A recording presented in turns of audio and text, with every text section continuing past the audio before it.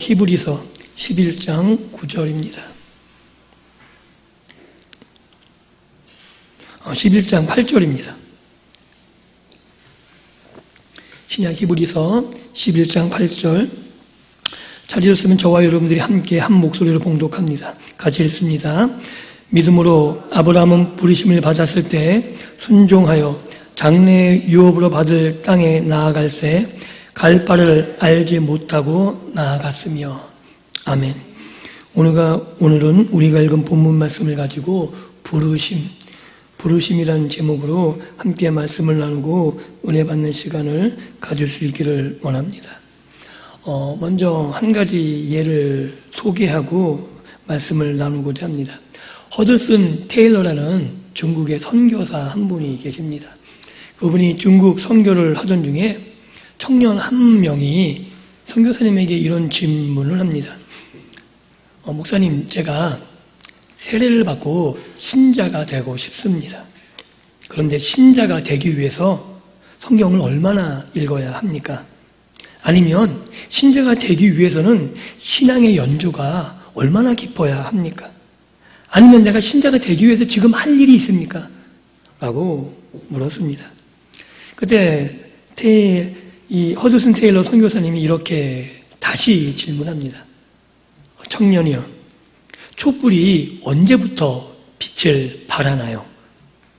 그랬더니 청년이 대답하죠. 당연한 거 아닙니까? 양초에 불이 붙는 순간부터 촛불은 빛을 냅니다. 그때 선교사님이 이렇게 말했습니다. 신앙의 시작은 청년 당신이 무엇을 할 때 시작하는 것이 아니라 하나님이 당신을 부르신 순간부터 시작합니다. 우리의 신앙은 하나님의 부르심으로 시작된다는 사실을 분명히 기억하셨으면 좋겠습니다. 오늘 우리가 읽은 아브라함 이야기, 이 아브라함에 대해서 이제 계속 몇 주간 살펴보게 될 텐데, 하나님이 아브라함을 부르셨음을 우리는 놓치지 않으셔야 합니다. 아브라함이 하나님을 찾은 것이 아니라 하나님이 아브라함을 선택하여 불러내셨죠. 재미있는 사실은 우리가 아브라함에 의해서 아브라함 가족이 갈대아 우르에서 나왔다고 생각하는데 실제는 그렇지 않아요. 창세기 11장 31절을 우리가 보게 되면 한번 읽어볼까요? 같이 읽어보겠습니다. 시작. 데라가 그 아들 아브라함과 하란의 아들인 그의 손자 롯과 그의 며느리 아브라함의 아내 사레를 데리고 갈대아인의 우르를 떠나 가나안 땅으로 가고자 하더니 하란에 이르러 거기 거류하였으며.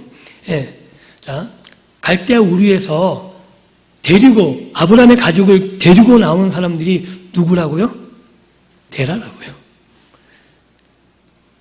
좀 이상하지 않나요? 우리가 알고 있는 건 분명히 갈대아 우르를 떠나게 한 거는 아브라함인데 실제로 그 아브라함의 가족을 우르에서 떠나게 한 인도자는 누구냐면 데라예요. 그래서 저는 이런 추론을 해요. 박영성 목사님께서 이런 추론을 잘 하시는데 저도 그 의견에 동의합니다. 이런 거죠. 왜냐하면 데라의 가족이 그 당시에 우상을 만드는 직업을 가졌다 그래요. 즉 정교일치 사회에서 우상을 만드는 거나 우상을 섬길 일에 종사하는 사람은 그 지역의 지도자예요. 그 지역에. 그러니까 갈대아 우르에서 메소포타미아 문명이 시작된 가장 문명이 발달한 그 시대의 지도자였다는 건 대단한 거죠. 그렇기 때문에 데라와 그의 가족은 우르를 떠날 이유가 전혀 없어요. 왜냐하면 기근이 들거나 고난과 박해 어려움이 있어서 떠날까 고민해야 되는데 그런 게 전혀 없고 가장 문명이 발달한 그 도시에서 지도자로서 많은 사람들의 존경과 그리고 인정을 받는 그곳에서 나올 이유가 전혀 없죠. 그런데 아마 하나님이 아브라함에게 떠나라고 말씀하신 것 같아요. 한번 여쭤볼게요. 지금 여러분들이 미국에서 가장 번화한 곳에서 정치 지도자로 대우와 인정을 받고 사는데 갑자기 아들이 와가지고 아빠, 내가 좀 꿈을 꾼 것 같은데 꿈에 나타난 신이 저기 아프리카 깡촌에 가라는데 우리 가자. 그러면 어떡하시겠어요? 가라 그러겠어요? 생전 처음 보지도 못하고 듣지도 못한 신이라고 딱 나타나가지고 가라 그러는데 그 모든 것을 다 포기하고 떠나시겠냐고. 그런데 대라는 어떻게 했다고요? 떠났다고요. 굉장히 이상하잖아요. 왜 떠났을까? 아마도 아브라함이 데라에게 얘기했을 때 떠나지 않으면 안 되는 그 급박하고 긴박한 상황을 데라가 인지하지 않았다면 도저히 데라와 그의 모든 가족이 그 모든 안락한 삶을 포기하고 떠났다는 게 이해가 되지 않는 거죠. 그 급박한 상황은 뭐였을까? 아마도 아브라함의 말을 듣지 않으면 우리 집안이 풍비박산 나겠다. 아니면 우리 집안이 정말 그 꿈에 나타난 어떤 존재에 의해서 우리 집안이 완전히 생명을 다 잃을 수 있겠다라는 그 급박함과 긴박함이 전달되지 않았다면 떠나지 않았을 거예요. 그런데 데라는 실제 목적지인 가나안 땅에 가지 않고 어디에 머물러요? 하란에 머물러요. 하란. 이 하란이 어디냐면 메소포타미아 문명 최경계 지역, 즉 이 하란을 벗어나면 치안도 없고 진짜 어떤 보호도 받지 못하는, 문명의 이기를 전혀 누리지 못하는, 쉽게 얘기하면 우리나라 정도로 얘기하면 수도권 경계 지역, 여기 벗어나면 깡촌이 되는. 우리나라는 그나마 농촌도 치안은 되지만 옛날엔 치안이고 뭐가 없는 거예요. 그죠? 도시의 보호를 못 받으면 자기가 자기와 자기 가족을 다 책임져야 돼요. 도적대가 들끓고 도적대에서 우리 가족을 보호할 게 전혀 없는. 그래서 아마 데라는 떠나긴 떠났는데 알지도 못하는 신인 것 같고 누군지도 모르는데 그 말을 내가 신뢰 못하기 때문에 그나마 간보고 있었던 것 같아요. 그래서 경계 지역에서 어떻게 할까 고민하다가 거기서 숨을 거두었던 것으로 보입니다. 누가 부름을 받았다고요? 데라가 아니라 아브라함이죠. 그러니까 부름을 받지 않은 사람의 한계인 거예요. 아마 데라가 명확하게 하나님의 부름을 받았다면 그도 하나님께서 믿음으로 이끌어 나가셨겠죠. 그런데 하나님은 아브라함을 통해서 말하셨고 아브라함을 통해서 그 뜻을 전하셨기에 데라는 그 하나님이 누군지 알 수 없었고 온전히 신뢰할 수 없었기에 자신이 떠나긴 떠났지만 더 이상 갈 수 없는 한계점에 봉착하게 됩니다. 그리고 하란에 머물러 있을 때 다시금 하나님이 창세기 12장에서 아브라함에게 말씀하시죠. 너는 내 본토, 친척, 고향을 다 떠나서 내가 내게 지시할 땅으로 가라 라고 말씀하십니다.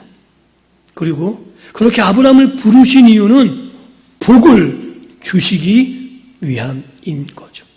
어떻게 보면 창세기 3장에 잃어버린 낙원, 에덴, 정말 하나님과의 관계 회복, 이 회복을 위해서 아브라함을 부르셨다고 말씀할 수 있는 겁니다. 그리고 아브라함은 그 하나님의 말씀에 순종해서 하란을 떠나 아직 알지 못하는 땅, 하나님이 보여주시겠다고 말씀하시는 그 곳으로 나아가게 됩니다. 하나님이 왜 부르셨을까요? 창세기에서 우리가 분명히 알 수 있는 것은 아브라함에게 복 주시기 위함이라 그래요. 한번 여쭤볼게요. 아브라함이 복을 받았습니까? 아브라함에게 약속하신 복이 뭐죠? 뭐가 있나요? 일단 가장 중요한 땅이 있어요. 그죠? 땅. 그리고 또 뭐가 있죠? 자손, 아들. 그리고 뭐예요? 천하 만민이 너로 말미암아 복을 받을 것이다. 이 모든 것들이 전부 다 미래의 것들이에요. 여기서 11장 1절에 말하는 것처럼 보지 못하는 것들이고 바라는 것들이에요. 그런데 이것들이 손에 잡히느냐? 전혀 잡히지 않는 거죠. 그리고 정확하게 하나님 이 복을 신약의 성도들 우리 입장에서 살펴보면 우리도 동일하게 아브라함처럼 부르고 계신다는 거예요. 그래서 아브라함을 믿음의 뭐라고요? 조상이라고요. 아브라함은 믿음의 조상이라 그래요. 우리가 자꾸 좀 오해하는 게 뭐냐면 아브라함을 믿음의 조상이라 그러니까 어떤 믿음의 대단한 위인이 아니고요. 아브라함은 그런 게 아니에요. 믿음의 샘플이라고요. 그 의미가 믿음의 조상이라는 의미예요. 어떤 의미냐면 아브라함을 불렀듯이 내가 너를 부르겠다는 거예요. 아브라함을 다듬어낸 것처럼 내가 너를 다듬으겠다는 거예요. 이게 아브라함에게 보여진 거죠. 아브라함의 일대를 보면서 누구를 봐야 돼요? 나를 봐야 되는 거예요. 아브라함을 보면서 하나님이 나를 어떻게 다루실지, 하나님이 아브라함을 통해서 맨 마지막에 목적이 뭐냐면 천하 만민이 너를 통해 복을 얻게 하는 거예요. 하나님이 아브라함을 불러들이신 것은 다시금 아브라함을 세상으로 내보내서 아브라함 때문에 모든 민족이 복받게 하기 위해서거든요. 즉 부르신 목적은 다시 세상으로 보내기 위해서죠. 아브라함을 보니까 하나님이 오늘 우리를 예수 그리스도 안에서 우리를 부르신 목적도 동일하다고요. 우리를 부르신 목적은 우리를 부르셔서 다시금 예수 그리스도의 사람으로 만드셔서 우리를 다시금 세상으로 보내기 위해서 우리를 부르셨다고요. 왜요? 우리를 통해서만 하나님의 복이 세상 가운데 전해지기 때문입니다. 이 사실을 믿으십니까? 믿을 수 있기를 주님의 이름으로 축복합니다. 하나님은 그 어떤 사람으로도 세상의 복을 전하기로 계획하지 않으시고 오로지 한 사람, 하나님의 선택하신 아브라함, 이를 다듬어내서 그의 믿음을 통해서 이 땅 모든 족속이 복을 받게 하겠다는 거죠. 그래서 그 중심에 예수 그리스도가 계시고 결국 아브라함의 후손, 아브라함과 다윗의 후손으로 이 땅에 오신 예수 그리스도를 통해서 천하 만민이 복을 받게 되는데 그 일을 다시금 저와 여러분들을 통해서 이루시겠다고 하나님이 말씀하고 계시다는 사실입니다. 이 사실을 아브라함은 지금 우리처럼 확실하게 알았을까요? 모르죠. 아브라함은 몰라. 우리는 이미 다 기록된 이야기이기 때문에 다 보고 알잖아요. 아브라함이 어떤 삶을 살았는지, 아브라함의 신앙의 고백이 어떤 것이었는지, 그리고 그를 통해서 이 땅에 오신 분이 누구신지 다 알고 있어요. 그런데 아브라함, 하나님이 말씀하실 그때에는 아브라함은 아무것도 몰랐다고요. 어떻게 보면 두려움 때문에 하나님 앞에 순종했을 수 있어요. 떠나라 그러니까 떠나지 않으면 안 될 것 같은 긴박함과 급박함, 두려움 때문에 먼저 출발했을 수 있습니다. 그래서 가나안 땅에 딱 도착하자마자 거기가 어떤 땅이었죠? 풍요로운 땅이었나요? 아니에요. 도착하자마자 뭐가 있었다고요? 그 땅에 기근이 있었다고요. 정말 아브라함이 신뢰했다면 아브라함은 어떻게 해야 돼요? 애국으로 안 가야 돼요. 저는 그렇게 표현을 잘해요. 딱 오니까 기근이 그러니까 아브라함이 생각하기에 야 개꿈이구나. 야 이건 아니다. 내가 잘못 선택했다. 그래서 어떻게 해요? 가장 비옥한 땅을 찾아 가는 거죠. 그리고 가봤더니 자기 아내가 너무 이뻐요. 잘못하면 그 아내 뺏기고 나도 죽게 생겼네. 그러니까 어떻게 돼요? 아내를 하지 못하고 어떻게 해요? 아내를 무일화해요. 이런 남자 만나지 않아야 됩니다. 자기 아내도 지키지 못해요. 얼마나 힘이 없는지. 그럴 수밖에요. 왜냐하면 애굽에서 자기를 보호할 사람이 없죠. 아내는 다시 얻으면 되는데 자기 모든 가족들 누가 책임져야 돼요? 아브라함은 책임져야 돼요. 어쩌면 아브라함에게는 그게 최선의 선택일 수 있어요. 비겁할지 모르겠지만 비겁함을 통해서라도 자기 가족을 다 지켜야겠다는 생각을 할 수밖에 없었겠죠. 그런데 그곳에서 하나님이 아브라함을 책망하지 않으세요. 왜냐하면 하나님이 말씀하셨는데 하나님 아직 누군지 모르거든요. 그래서 어떻게 돼요? 놀라운 경험을 해요. 어떤 경험이요? 바로가 사라를 뺏어갔잖아요. 그런데 어떻게 돼요? 무서워서 돌려줘요. 제가 전에도 분명히 얘기 드렸죠. 왕은 자기가 한번 선택하면 그거를 되돌리지 않습니다.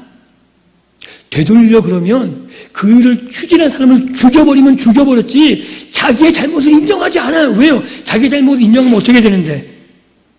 반역이 일어나기 쉽거든요. 저렇게 무능한 왕! 그래서 왕은 실수를 인정하기 어려워요. 그런데도 불구하고 바로가 자기의 실수를 인정하고 사라를 돌려보내고 자기의 잘못되면 어떻게 해요? 아브라함에게 뇌물을 줘요. 그래서 어떻게 돼요? 아브라함이 아내 팔아먹고 돈 벌고 와요. 거기서 아브라함은 한 가지 사실을 깨닫습니다. 바로에게서 내 아내를 지킬 하나님이라면 내가 내 인생을 걸어볼만 하겠네.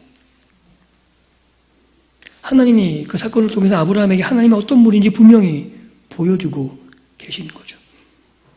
아브라함은 맨 처음에 두려움 가운데 떨면서 쫓아나왔을지 모르겠지만 그 한 가지 사건을 통해서 하나님의 말씀이 정말 나를 통해서 이루실 것인가 기대하며 다시금 하나님이 약속하셨던 가나안 땅을 향해서 올라갑니다.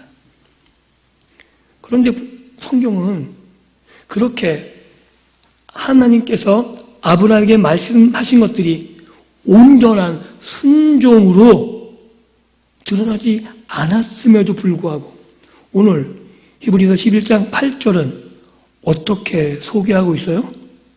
그 모든 일련의 과정을 순종했다고 소개하고 있다고요. 놀랍지 않으십니까? 창세기를 보게 되면 아브라함이 온전한 믿음으로 순종했나? 라는 의심이 안 들 수가 없어요. 기근 때 애굽으로 내려가고 또 어떤 일이 있어요?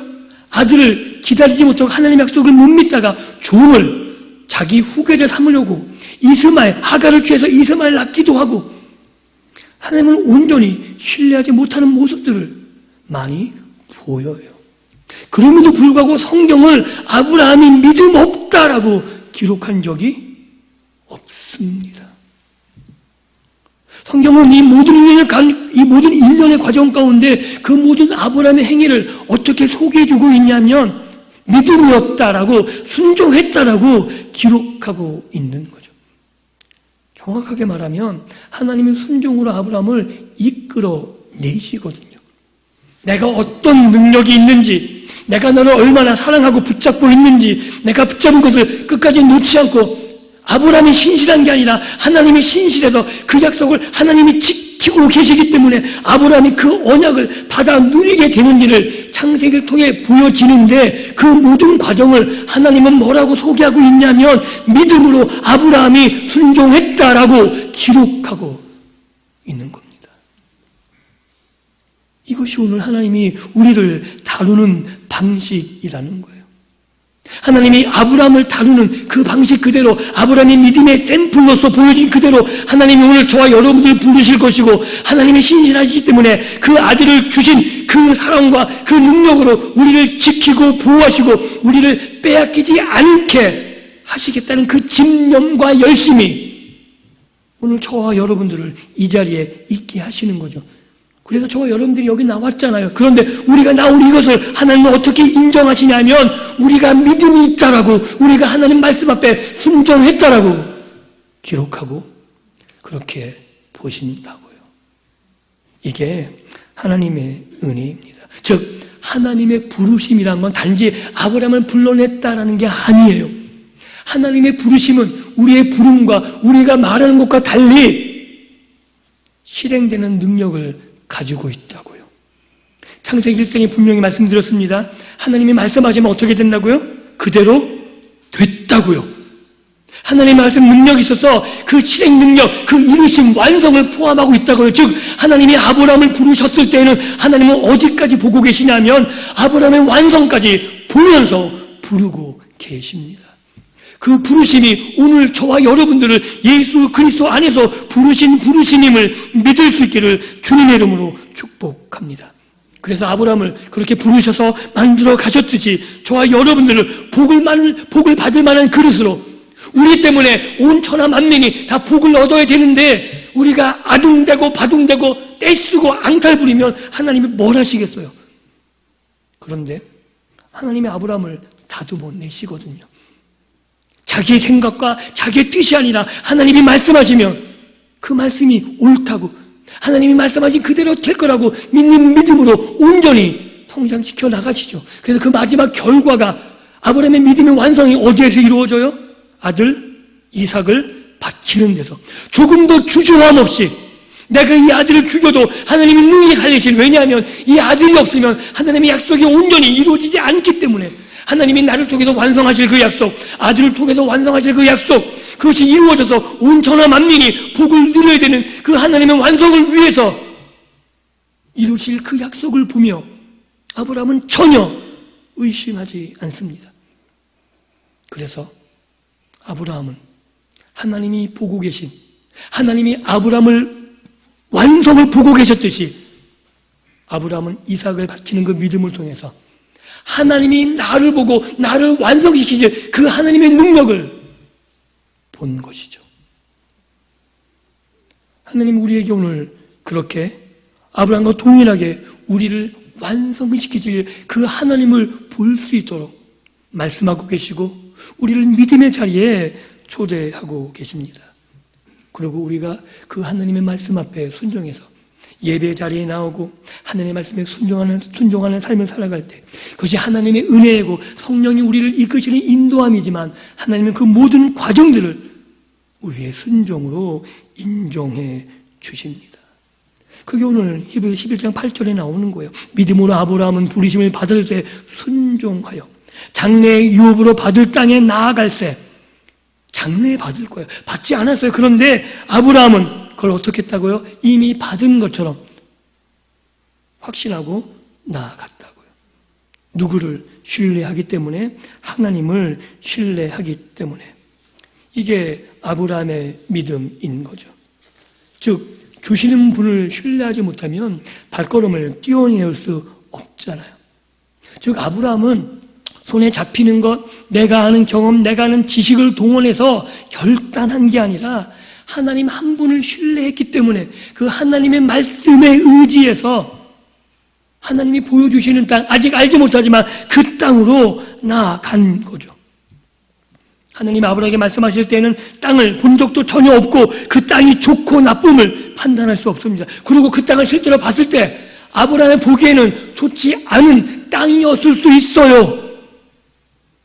그런데 하나님이 일하심을 신뢰하니까 하나님이 그 약속을 이루시고 하나님이 선하신 분임을 알기 때문에 아브라함은 그 약속을 온전히 받아들이기로 결단합니다.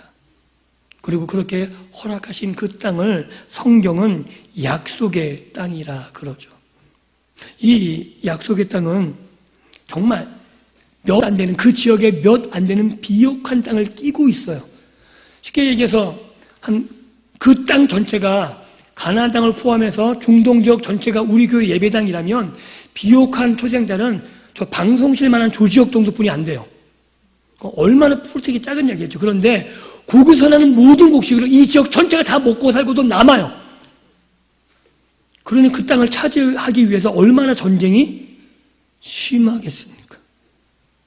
이해되세요? 즉 비옥하다는 얘기는 전쟁의 목표점이 된다고요. 그래서 정말 이 비옥한 초생자를 끼고 있는 가나안 지역, 특별히 하나님이 허락하신 이스라엘 땅 그 지역은 전쟁의 중심지에서 그 옛날부터 지금까지 벗어난 적이 없습니다. 그리고 광야이고 산지고 골짜기고 어떻게 보면 우리가 말하는 평지의 개념이 들어있지 않아요. 그런데 신명기의 말씀을 통해서 보면 하나님이 연말부터 연초까지, 연초부터 연말까지 하나님이 주목해서 보시는 것이 바로 그 땅이라고 소개해주고 있고, 즉 연초부터 연말까지 함께한다는 얘기는 하나님이 한 번도 눈을 떼지 않고 보시겠다는, 그리고 전쟁이 끊이지 않는 곳이기에 하나님만 의지할 수밖에 없는 환경으로 하나님이 몰고 가셨다라고 우리는 생각할 수 있는 거죠. 한번 여쭤보겠습니다. 여러분들이 할만하시면 하나님 의지하시겠어요? 할만하시면 내 힘으로 가능한데 누구를 의지할까요? 오히려 더 부담되지 않나요? 누구 의지하면 또 그 사람 말을 그러니까 쉽게 얘기해서 누군가의 도움을 받으면 어떤 부담감을 갖고 있어요? 그 사람을 언젠가 내가 도와줘야 되고 은혜를 갚아야 되잖아요. 그래서 그런 부담감 없으려면 어떻게 하는 게 가장 좋아요? 혼자 하는 게 가장 좋은 거예요. 그죠? 모든 사람은 다 그래요. 똑같아요. 저와 여러분만 그런 게 아니고 남을 의지하는 거 좋아하는 인간 전혀 없습니다. 할 만하면 언제나 혼자 하지 남의 도움을 원하지 않아요. 하나님이 인간을 너무나 잘 아시거든요. 그래서 하나님을 의지하지 않고는 안 되는 그 땅으로 하나님이 이스라엘을 몰아넣으시고 온전히 하나님만 의지하고 바라보게 하십니다. 시절 그 땅에 얼마나 전쟁이 많은지 몰라요. 그리고 이스라엘은 전쟁 무기가 가장 열악해요. 모세 때, 여호수아 때 블레셋은 다 철기였는데 요나단 시대까지 이스라엘은 청동기예요. 게임이 안 되잖아요. 병거가 있는데 말도 제대로 없었는데 무슨 전쟁이 되겠어요? 그 시기에 다윗과 솔로몬 시대는 그 땅에 강대국들을 다 정벌하며 다녔다고요. 어떻게 해서? 무기가 뛰어나서요? 아니면 군인 훈련이 잘 돼서요? 천만에요. 성경은 다윗 시대, 다윗이 전쟁에 늘 이겼던 이유를 단 한마디로 표현합니다. 여호와 하나님이 그와 함께 하시니 그가 점점 더 강성하여지니라. 하나님이 함께 하시니 되는 거예요. 다윗이 하나님을 전적으로 의지했더니 솔로몬이 하나님을 전적으로 의지했던 그 시대에만 이스라엘은 강대했었고 모든 민족을 지배했었고 하나님이 늘 이김을 주셨습니다. 히스기야 시대, 그렇게 위험했던 아수르 시대 하나님이 아수르 군대를 한꺼번에 죽여버리시기도 하십니다. 찬양대를 통해서 노래할 때 총국들이 서로 싸워서 다 멸망되기도 합니다. 이스라엘은 전쟁의 무기나 전략이나 어떤 도구를 가지고 전쟁에서 이긴 것이 아니라 그들이 어떻게 하나님을 신뢰했냐, 얼마나 하나님을 전적으로 의지하고 신뢰했느냐에 따라서 전쟁의 승패가 갈려졌습니다. 바로 그것이 연초부터 연말까지 하나님이 주목하여 보시는 것이고 하나님만 의지하게 하시는 약속의 땅, 하나님이 선물로 주시는 땅, 즉 하나님이 하셔야, 하나님이 일하셔야 그들이 풍성함을 누리는 땅이라고 말하고 있는 겁니다. 사랑하는 성도 여러분, 이 역사가 오늘 우리 시대에도 동일하게 이어집니다. 왜냐하면 아브라함을 부르신 하나님이 동일하게 예수 그리스도 안에서 오늘 우리를 부르시기 때문에 그렇습니다. 아브라함을 불러서 천하 만민이 복을 얻게 하기 위해서 다시금 내보냈듯이 오늘 저와 여러분들을 부르셔서 다시금 세상으로 내보내셔서 여러분을 통해서만 그들에게 구원이 있게 하시고 여러분을 통해서만 하나님을 만나게 하시고 여러분을 통해서만 하나님의 복이 흘러넘치게 하실 것입니다. 그리고 그 일들을 위해서 하나님이 끊임없이 여러분들을 다듬어 가실 거예요. 하나님을 신뢰하게 하실 것이고 하나님이 어떤 분인지 알려주실 것이고 내가 능력이 얼마나 많은지 내가 너를 얼마나 사랑하는지 말씀하시고 경험케 하시고 여러분들이 하나님을 신뢰하지 않았다고 하나님의 불순종했다고 끊어버리는 것이 아니라 다시금 붙잡아 세워서 하나님의 능력으로 하나님의 지혜와 하나님의 사랑으로 여러분을 날마다 새롭게 하실 것입니다. 그리고 그 과정 가운데 하나님을 알아가는 하나님의 선하심과 하나님의 인자하심을 경험함으로 말미암아 아브라함처럼 고백하게 되는 거죠. 하나님, 당신이 하나님이 옳으십니다. 내가 보는 것, 내가 지금 만지는 것, 내가 경험하는 것이 진짜가 아니라 그것만이 내가 해야 될, 내가 선택하고 내가 결정해야 될 것이 아니라 하나님 말씀이 옳습니다.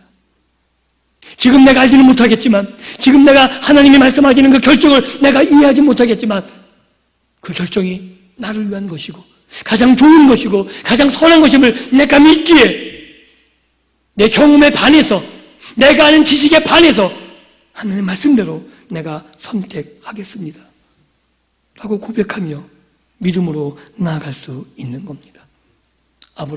아브라함이 이삭을 주저없이 드렸듯이 여러분들이 가장 아끼고 소중한 그것이 어떤 것이라도 하나님을 경험하고 하나님이 어떤 분인지 알게 되면 그 일을 통해서 나에게 무엇을 원하시는지, 그리고 아브라함이 그 마지막을 보고 그 아들을 드리는데 주저함이 없었던 것처럼 하나님이 나의 완성을 보고 계심을 내가 깨달으면 나도 하나님께 드리기에 전혀 주저함이 없게 됩니다.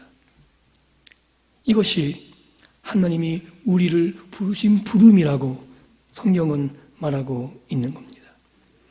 사랑하는 성도 여러분, 하나님께서는 오늘도 저와 여러분들을 부르시고 하나님 말씀으로 인도해 나가십니다. 그리고 그 인도하심은 우리가 생각하는 세상의 번영과 성공은 아닙니다. 어떻게 보면 전쟁터에 우리를 몰아넣으실 수 있습니다. 그렇다고 한탄하거나 절망하지 마십시오. 왜냐하면 그곳에서 우리는 하나님을 신뢰할 만한 분이시라는 사실을 배우게 될 것이고, 그 전쟁터 같은 상황 가운데 우리의 삶의 치열한 전투 가운데서 오로지 하나님만 의지하는 법을 배우게 될 것이고, 그러므로 말미암아 우리의 믿음이 아브라함처럼 성숙함으로 하나님 앞에 우리의 신앙의 고백을 드리는 그 결단을 이루어내게 될 것이기 때문에 그렇습니다.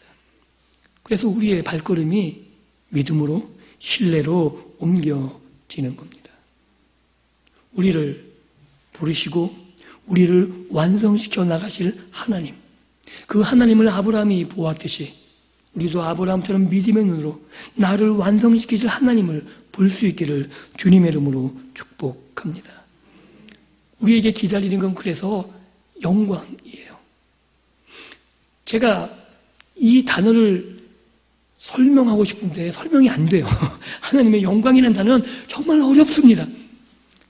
그런데 많이 들어서 좀 어느 정도 감은 서로 잡지 않으세요? 하나님은 정말 우리에게 하나님의 영광을 예비해 놓고 계시고, 우리에게 이미 허락된 그 영광을 하나님은 늘 준비하고 계시죠.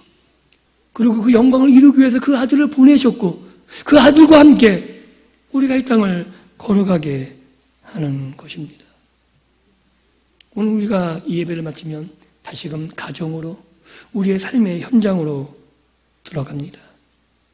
오늘 우리를 아브라함처럼 이곳에 불러 모으신 이유는 서두에서 말씀드렸듯이 우리를 다시금 세상으로 보내기 위함입니다. 우리만이 하나님이 사랑하시고 하나님이 치유하기를 원하시는 그 세상을 믿음으로 나가서 치유시키고 회복시킬 수 있기 때문에 그렇습니다.